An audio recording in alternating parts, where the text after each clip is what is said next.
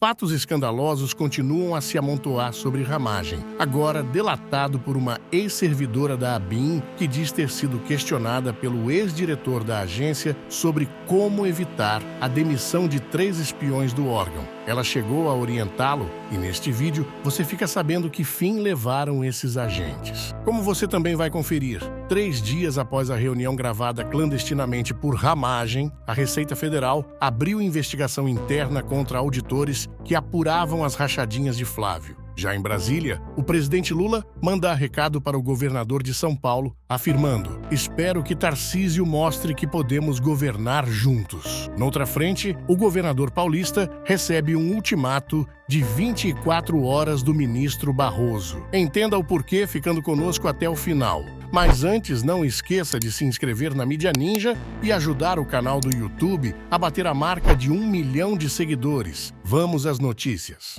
O ex-diretor da Agência Brasileira de Inteligência, Alexandre Ramagem, perguntou a uma servidora da ABIN sobre como evitar a demissão de 2 agentes da agência investigados por espionagem. Segundo a apuração da jornalista Juliana Dalpiva, a informação consta no depoimento dado pela servidora APF e, posteriormente ao questionamento de Ramagem, os agentes foram inocentados. Na ocasião, Ramagem pediu novas diligências contra os agentes, mesmo após a Corregedoria ter recomendado a dispensa de Rodrigo Colli e Eduardo Arthur Isaac. O fato ocorreu em 2019. Os 2 só foram demitidos depois de deflagrada a primeira fase da Operação Última Milha da Polícia Federal em outubro de 2023 contra o escândalo da ABIN Paralela.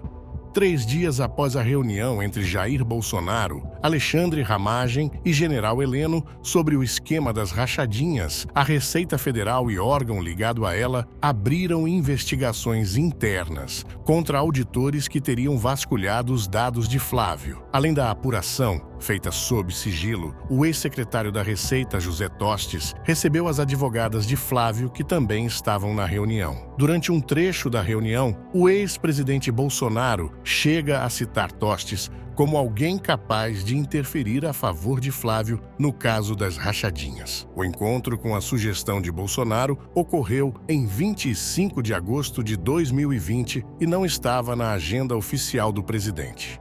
O juiz Victor Teitel, da 11ª Vara Federal do Rio de Janeiro, negou a renovação do porte de arma para o vereador Carlos Bolsonaro. A decisão apontou que Carlos não cumpriu os requisitos do Estatuto do Desarmamento, que exige demonstração de necessidade por risco à integridade física ou atividade profissional de risco. Carlos alegou necessidade devido à violência em seu município e ao ser figura pública e filho de ex-presidente. Ele citou ameaças constantes à sua família, inclusive o ataque a Jair Bolsonaro em 2018. Contudo, o juiz manteve o indeferimento inicial da Polícia Federal por falta de recurso do vereador.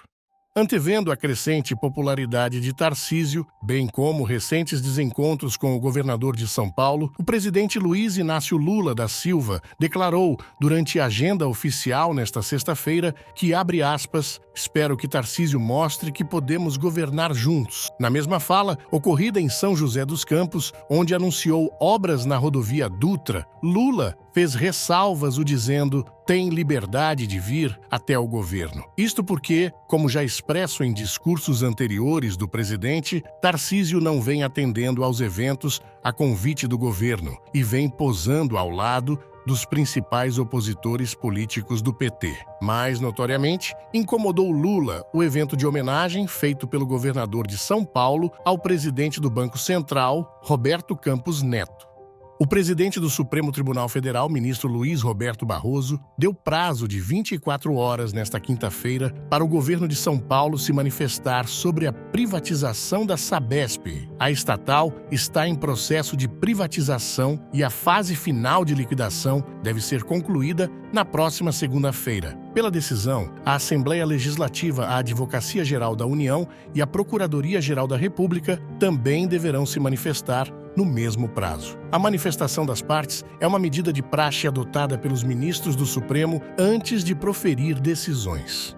A Record demitiu a jornalista e apresentadora Renata Varandas após o vazamento de uma entrevista com o presidente Lula. A entrevista, embargada sob confidencialidade antes de ser veiculada, foi vazada para o mercado antes da exibição. Antes mesmo de ir ao ar, a corretora BGC Liquidez divulgou um resumo da entrevista, dando os créditos à empresa que Adriana Araújo é sócia, a Capital Advice. Segundo a apuração divulgada no Metrópolis, a fala do presidente provocou certo ruído no mercado financeiro. Momentaneamente, a fala do presidente sobre contingenciamento chegou a deixar operadores apreensivos. Além disso, a situação causou atrito entre Lula e a Record, e o presidente chamou de absurdo a conduta da jornalista.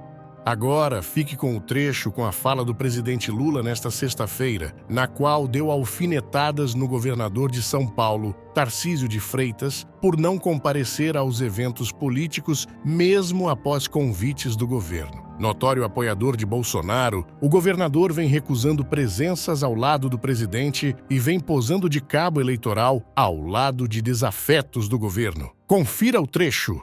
Porque todas as viagens que eu faço, em qualquer estado do Brasil, independentemente de que partido pertence o prefeito, de que partido pertence o governador, eu os convido para o ato, porque isso aqui é uma visita institucional e, portanto, cabem todos aqui. Eu quero dizer para vocês que o governador Tarcísio também foi convidado para vir aqui. Sabe? E ele é convidado em todas as vezes que eu vier a São Paulo, eu o convido. Ele tem liberdade de ir ou não ir.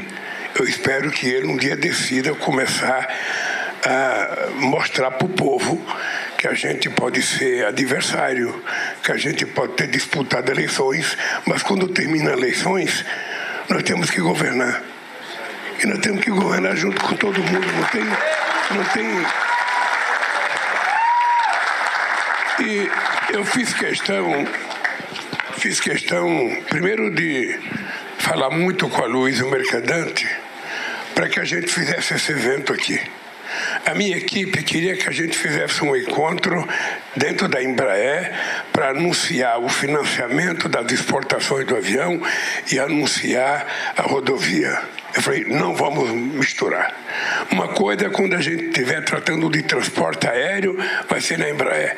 Mas quando a gente está tratando de transporte rodoviário, a gente não pode colocar a CCR dentro da sede da Embraer. A CCR está fazendo um investimento muito importante e eu acho que cabe ao presidente da República, e eu já fazia isso no primeiro mandato meu, eu dizia para a minha equipe, se tiver a inauguração de uma fábrica de palito de fósforo, me convide que eu vou. E por que eu faço isso? Por que é importante, sabe, convencer o ministro Haddad e vir aqui?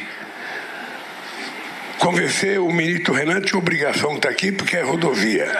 Mas trazer os ministros... Por que é importante? É porque nós precisamos passar para o Brasil a ideia das coisas boas que acontecem no Brasil. E o que está acontecendo no Brasil é uma coisa extremamente importante para o Brasil.